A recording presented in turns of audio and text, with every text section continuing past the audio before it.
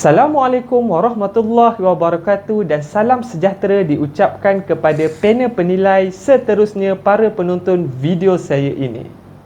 Nama diberi Muhammad Iqmal Hanafi bin Ahmad Hisham. Saya merupakan pensyarah di Jabatan Kejuruteraan Elektrik Politeknik Mukah. Pada hari ini saya akan membentangkan kajian saya yang bertajuk Development of an Electrical Energy Meter Monitoring System using Dashboard MQTT Application. Di dalam pembentangan saya ini terkandung 4 isi penting. Yang pertama adalah pengenalan dan sorotan kajian. Yang kedua adalah metodologi. Yang ketiga adalah keputusan dan perbincangan. Dan yang keempat adalah kesimpulan. Mari kita lihat isi yang pertama iaitu pengenalan dan sorotan kajian. Sistem pemantauan tenaga elektrik menggunakan aplikasi dashboard MQTT ini dibangunkan berpandukan konsep Internet of Things sejajar dengan revolusi industri 4.0.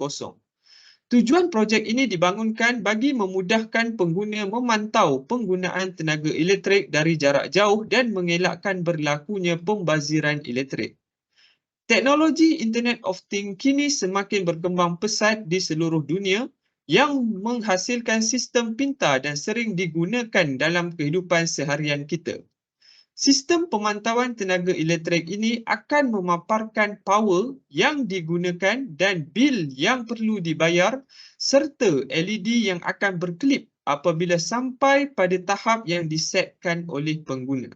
Seterusnya, objektif produk ini terdapat 3. Yang pertama adalah mereka bentuk sistem pemantauan tenaga elektrik menggunakan aplikasi dashboard MQTT.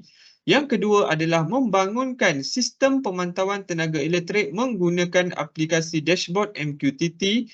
Dan yang ketiga adalah menguji kebolehfungsian sistem pemantauan tenaga elektrik menggunakan aplikasi dashboard MQTT. Seterusnya, mari kita lihat sorotan kajian ini. Menurut Jim Chase, Internet of Things mencipta kecerdikan rangkaian yang boleh mengesan, mengawal dan memprogram dengan sendirinya.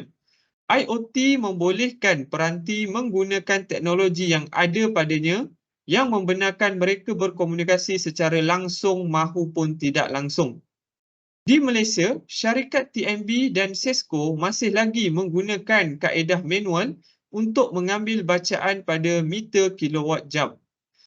Kerugian yang dialami oleh syarikat Cisco berhad akibat individu yang tidak bertanggungjawab mengganggu bacaan pada meter kilowatt jam. Seterusnya kita pergi kepada isi yang kedua iaitu metodologi. Pembangunan produk ini dibuat menggunakan metodologi prototype kerana ianya merupakan fasa awal bagi sesuatu aplikasi sistem dan merupakan sumber awal bagi sesuatu sistem. Pendekatan ini telah diiktiraf sebagai satu kaedah yang efektif dalam pembangunan sistem. Oleh itu, pembangunan produk ini dilaksanakan berpandukan model Rapid Application Development atau dikenali sebagai RAD. Model RAD merupakan satu konsep prototype sistem yang dibangunkan dengan menitikberatkan kualiti produk yang tinggi dan melalui proses mengumpul maklumat daripada pengguna. Berikut merupakan langkah-langkah yang terdapat dalam model RAD. Yang pertama adalah langkah analisis dan lakaran awal. Yang kedua adalah pembangunan prototype. Dan yang ketiga adalah pengujian. Seterusnya, langkah yang terakhir adalah pelaksanaan. Seterusnya kita pergi kepada isi yang ketiga iaitu keputusan dan perbincangan. Pengujian dilakukan dengan menggunakan dua jenis lampu yang berbeza kuasanya iaitu 60 watt dan 100 watt.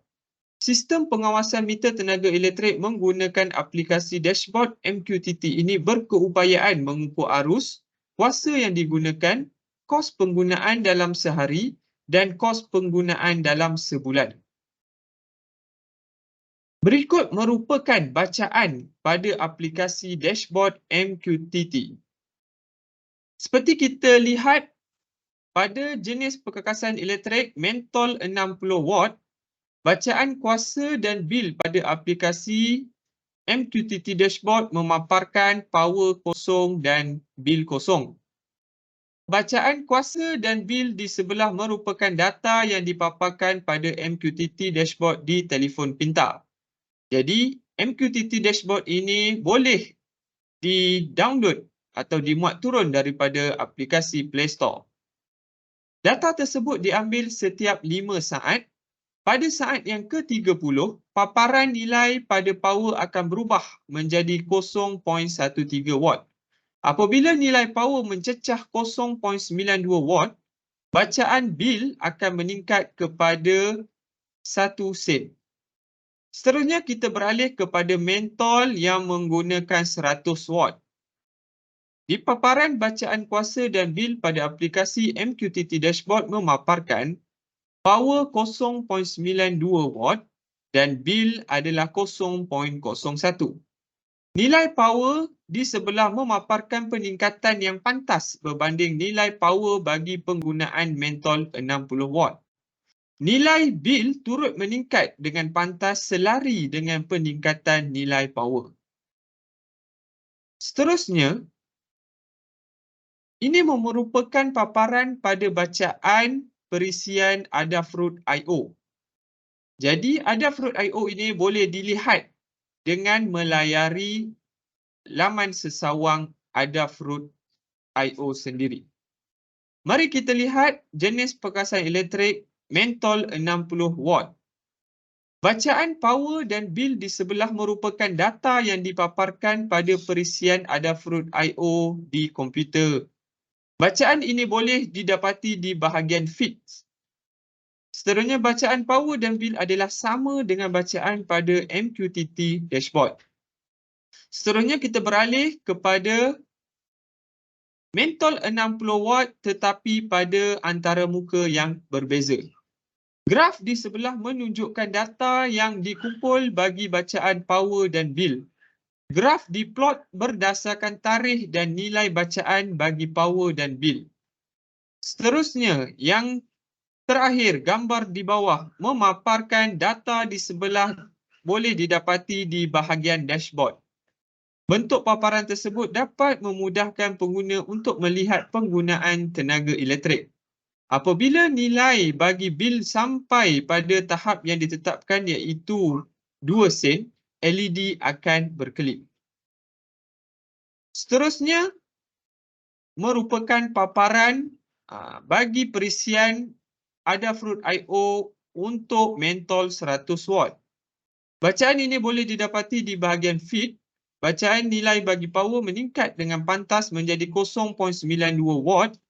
Bacaan nilai bagi bil turut meningkat menjadi 1 sen apabila nilai power mencecah 0.92 watt.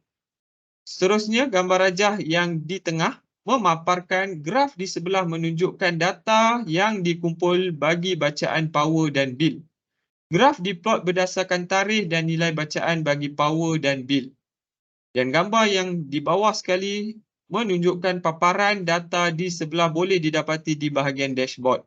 Apabila nilai bagi bil sampai pada tahap yang ditetapkan iaitu 2 sen, LED akan berkelip.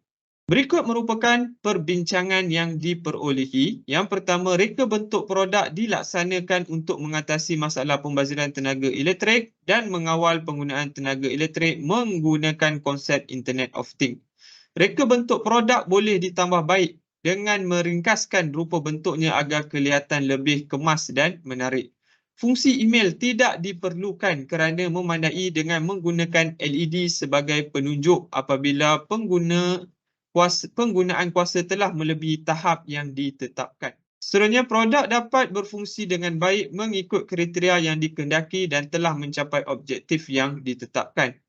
Aplikasi pada telefon pintar dan perisian pada komputer yang digunakan dapat berfungsi dengan baik dan memaparkan keluaran dengan jelas dan mudah untuk dilihat serta difahami. Produk ini mampu untuk mengira kos penggunaan elektrik dengan tepat berdasarkan takrif sebenar daripada Tenaga Nasional Berhad. Seterusnya, kita pergi kepada isi yang keempat iaitu kesimpulan. Tujuan pembangunan sistem pengawasan meter tenaga elektrik menggunakan aplikasi dashboard MQTT ini adalah untuk membantu pengguna mengetahui jumlah kuasa yang telah digunakan dan kos penggunaan tenaga elektrik bagi mengelakkan berlakunya pembaziran. Seterusnya, pengguna dapat merancang perbelanjaan bulanannya. Objektif penghasilan produk ini berjaya dicapai yang meliputi fasa reka bentuk, fasa pembangunan dan fasa menguji kebolehfungsian. Pemilihan bahan dan peranti yang bersesuaian dilakukan untuk menjamin keberhasilan produk. Pengujian dilakukan dengan menguji beberapa perkara seperti masukan bekalan kepada pengesan arus ACS 712 30 ampere, Wi-Fi modul ESP8266 dan Arduino Uno. Sekian saja pembentangan saya pada hari ini. Terima kasih. Assalamualaikum warahmatullahi wabarakatuh.